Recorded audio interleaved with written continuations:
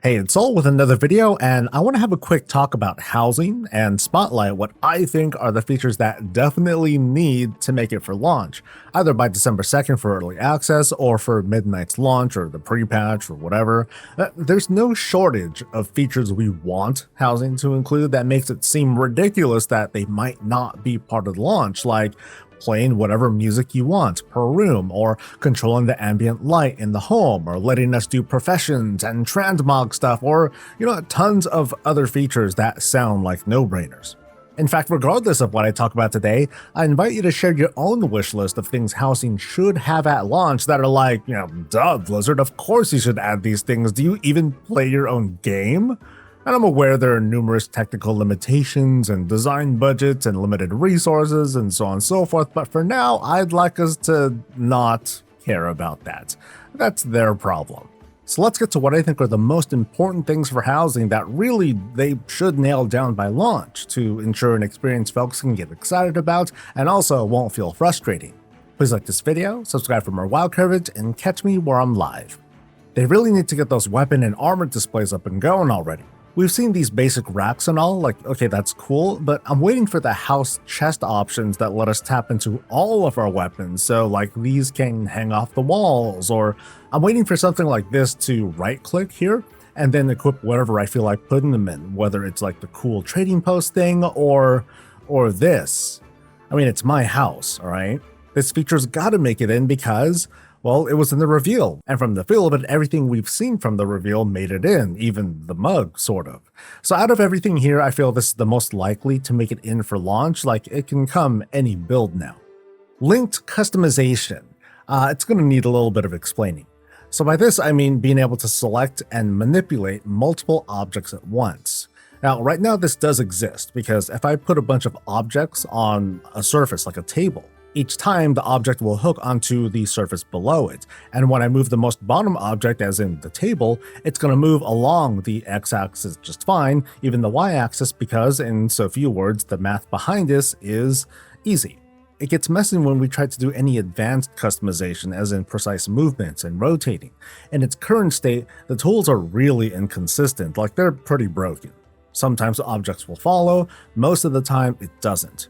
In a use case, I'd like to be able to take a platform and, using the basic decor mode, place all sorts of objects on it to make this desired shape where everything's hooked together, and then I can use advanced mode to select the platform and then move and rotate all of these objects at once. Now, the math behind that is a lot more complicated, but the bones of this feature are there, and I really hope it works out.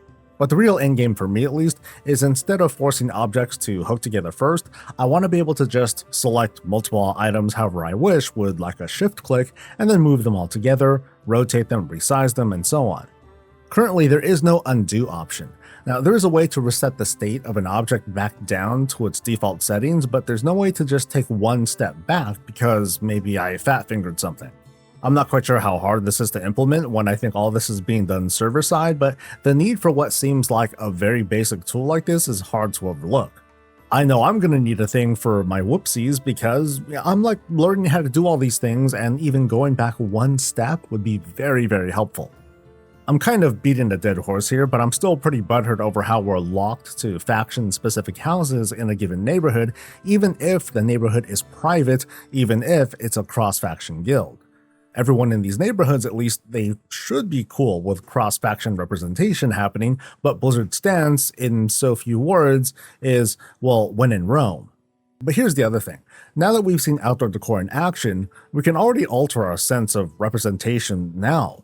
If I tried, I can make my house look like a gun or a religious symbol, or I can make it look like the other faction's architecture anyway if I really tried. The current customizations make this line drawn of theirs, it makes it feel really flimsy, so why not let folks represent the way they want to without making them spend unnecessary budget to get around these rules?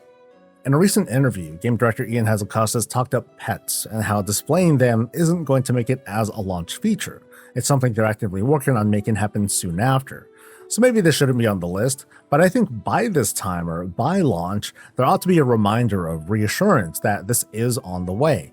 I remember as far back as May 2025 asking about pets, and the developers pointed out how NPC pathing in World of Warcraft is, in so few words, pretty hard to do. Now imagine having something like this in housing where players can adjust the pathing at a whim. I'm taking a guess that the devs are working on a pathing system that uses some form of AI to find its way around furniture, as opposed to other games where gamers can program pathing. This works, but I think Blizzard's vision is to have pet behavior just work in a dynamic way. Let's keep our eyes and ears open for updates. Permissions to edit housings between players was briefly showcased in the deep dive, so we should expect this at some point, and hopefully for launch. Imagine a couple, or a parent and child, helping each other decorate. Blizzard devs were even excited thinking there could be housing decor gurus who could be hired to help redecorate. Or we can be a bit more inventive, like maybe there could be a side-by-side decor battle that can be kinda neat. Maybe your jerk of an HOA president will show you the finer ways of placement to ensure you have no more than 3 clipping errors for every 5 square yards. But I just go back to, hey, this was previewed. There is already functionality when 2 WoW accounts on the same BattleNet try to manipulate housing together, and this is a valid use case, like if a parent and child have a sub-account relationship, they can go about decorating their Alexstrasza shrine together. Contrary to earlier reporting, import and export options are not expected to make it for launch, which is a big bummer. But what about, at the very least, saving multiple states of the house or the rooms for ourselves? Like, what if we have a summer setup and a winter setup? I think I should be able to toggle between them without having to actually rebuild a whole house as the seasons go by. Or what if I have a bunch of rooms in the home and for whatever reason I need to make a big rearrangement of rooms?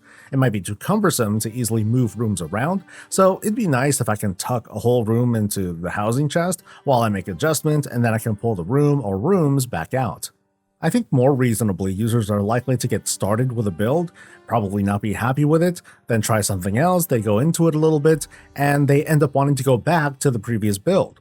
Gamers ought to be able to save at least a limited number of states, so they can do that without having to start over, otherwise that's just going to feel really discouraging.